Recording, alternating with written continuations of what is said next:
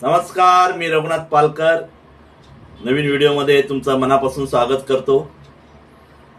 म्हणजे प्रत्येकाच्या मनात भीती असते, ती भीती काढण्यासाठी मी काही उदाहरणं देत आहे। ते बघून आपल्याला वाटेल अरे आपले तर आपण भीती नथिंग आहे, म्हणजे आपली भीती काहीच नाही। हे लक्षात आलं का?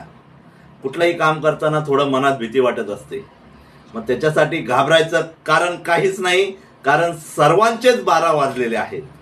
त्यामुळे आपण एकटाच असा नाही की आपलेच 12 वाजलेत, त्यामुळे काही घाबरायचं कारण नाही।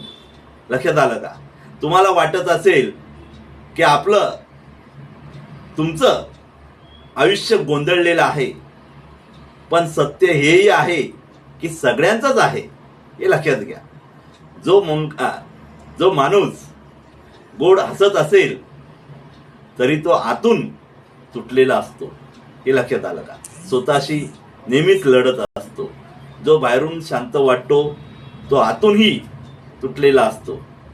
त्यामुळे जो यशस्वी वाटतो तो रात्री 2 वाजता ही भविष्याची काळजी करत तो पडलेला असतो।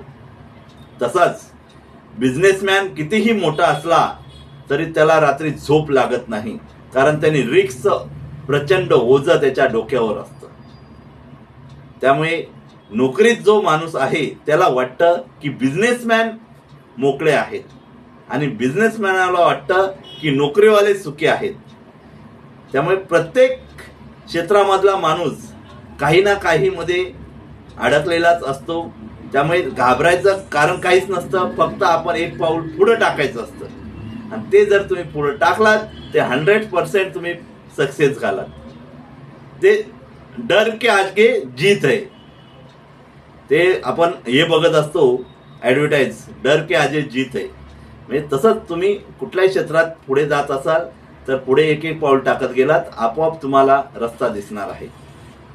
तरी माझे व्हिडिओ तुम्हाला खरोखरच आवडत असतील तर लाईक करा, कमेंट करा, शेअर करा, सबस्क्राईब करा।